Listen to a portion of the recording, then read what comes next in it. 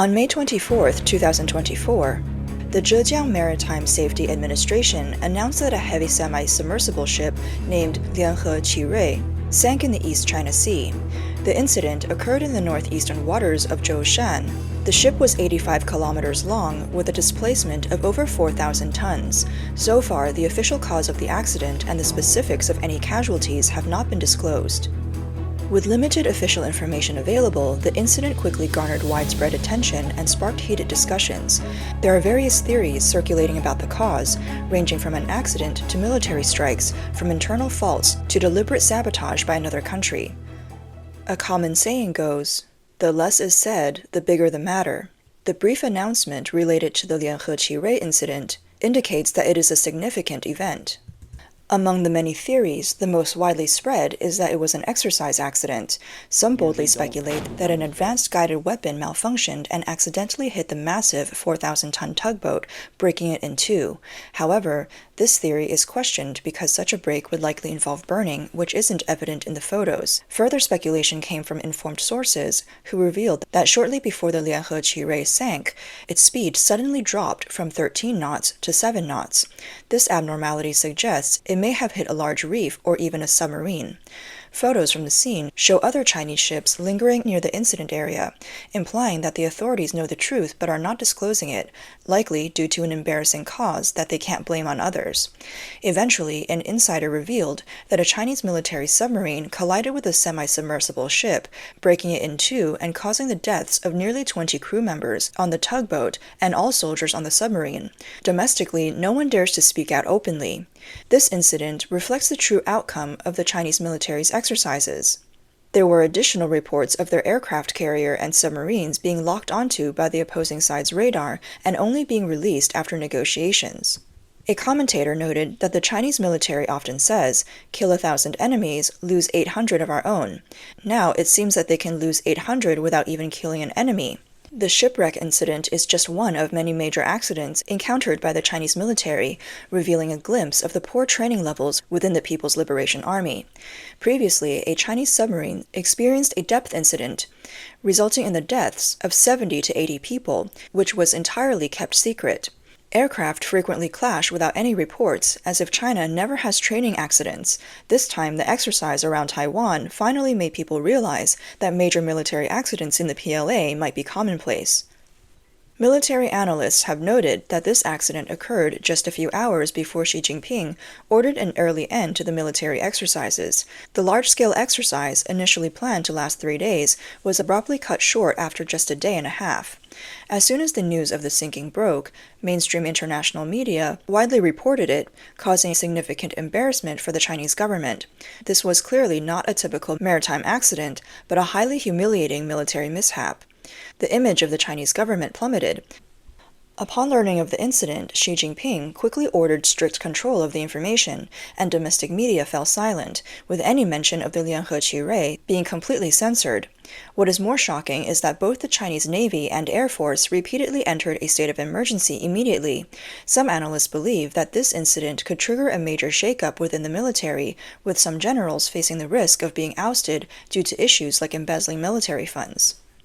During this military exercise, the most notable aspect was the repeated warnings from the United States to the Chinese military, urging restraint and warning that the U.S. was ready to go to war if necessary. Even President Biden publicly stated that the U.S. is very interested in and capable of engaging in a military conflict with China over Taiwan. Facing the U.S.'s aggressive rhetoric, the Chinese government sensed the severity of the situation and had to consider how to withdraw safely.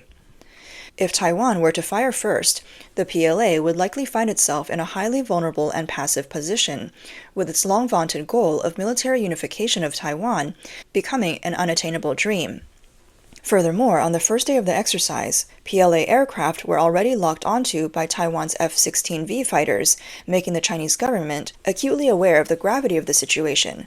With all these factors combined, the Chinese government ultimately decided to halt the exercises and withdraw the troops. Everyone understands that this military exercise by the Chinese government was more about internal propaganda than demonstrating military prowess. The so-called 6 major cross-sea operational forces are non-existent. Taiwan's deployment of long-range air defenses and anti-ship missiles around the strait effectively deters Chinese aggression. Military experts in Taiwan believe that for the Chinese military to break through the heavy blockade set up by Taiwan in places like Hualien and approach Taiwan through the Bashi Channel and Miyako Strait is nothing but a pipe dream. Hence, this exercise was likely an attempt to divert attention from domestic economic troubles. Moreover, from the very beginning of the mobilization, every move by the Chinese government was completely exposed to the intelligence sharing mechanisms of the US, Japan, and Taiwan, leaving no room for concealment. Faced with the closely coordinated and well-prepared military posture of these three parties, any reckless attack by the Chinese government would be akin to inviting its own destruction. There were reports that China announced the launch of missiles at 1:30, but 3 hours later, Taiwan had already published the time, location, model, and the number of missiles they planned to launch. Japan and the United States also released details promptly, with all three parties activating their air defense systems, and Taiwan even had anti-aircraft missiles ready. At this point, the Chinese government was in a dilemma, to launch or not to launch. If they did, and the missiles were intercepted by Taiwan, the US, and Japan, it would expose the Chinese military's capabilities to the world. During this military exercise, the Chinese government found itself in a no-win situation. From the outset, crucial information was fully grasped by their opponents. After just a day, their aircraft were locked onto by enemy forces, and the Lianhe Qirui met with disaster. This massive ship, intended to be intimidating, sank abruptly, causing quite a shock. One netizen commented, "For the Chinese government, this incident isn't just damaging but deeply humiliating. It's like a resounding slap in the face, starkly exposing the vast gap in military prowess between the PLA and the US military." The victories claimed by the Chinese government aren't achieved through combat, but fabricated. For instance, during the Korean War, they internally reported only tens of thousands of casualties, when in reality, over 1 million Chinese soldiers were killed or injured. In today's internet age, if the Chinese aircraft carrier had truly been sunk during this exercise, and the situation continued to spiral out of control, the Chinese government could face an unprecedented governance crisis. This farce not only revealed the Chinese military's numerous weaknesses, but also highlighted the systemic flaws within the government. For a long time, the Chinese government has relied on lies and deception to maintain control, but in the information age, this tactic is increasingly ineffective. People's thirst for truth cannot be suppressed, and lies and deceit can only breed greater distrust in the government. The Chinese government's slogan of achieving a strong military dream now seems highly questionable. How can an army that can't even protect its own tugboat defend national sovereignty? How can a government that fumbles in handling maritime incidents manage complex international relations? A U.S. Department of Defense spokesperson aptly summarized the situation. The PLA's exercise has given us an excellent opportunity to further understand their operations and demonstrated how challenging it is for them to accomplish their supposed objectives. In other words, with their current capabilities, any ambitions of capturing an island are far-fetched. The U.S. military now sees through their weaknesses. Xi Jinping's military capabilities are nowhere near those of Normandy landings in World War II, let alone comparable to the modern U.S. military. Adding to the Chinese government's troubles, during the intense standoff in the Taiwan Strait, the U.S. and the Netherlands conducted joint military exercises in the South China Sea.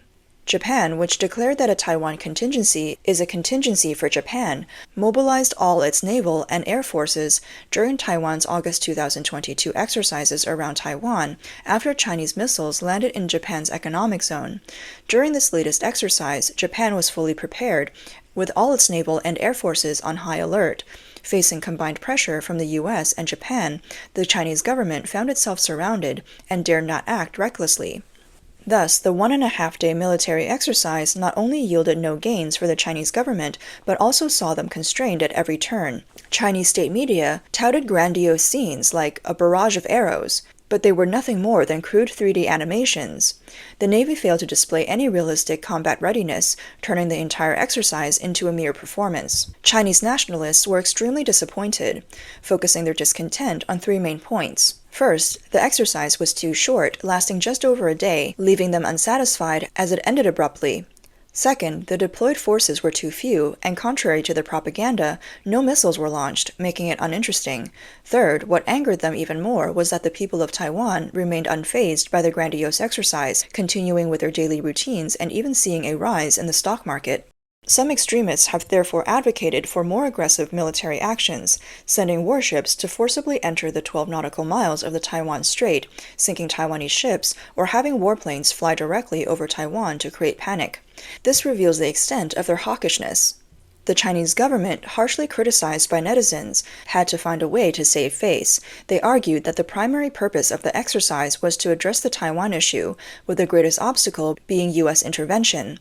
The implication was that the Chinese government could easily defeat Taiwan, but had to hold back because of powerful U.S. support. However, this explanation does not hold water.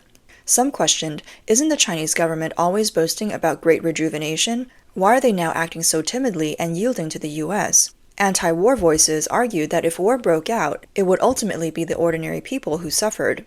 They called for peaceful means to resolve cross-strait conflicts, tackle corruption, and improve people's livelihoods.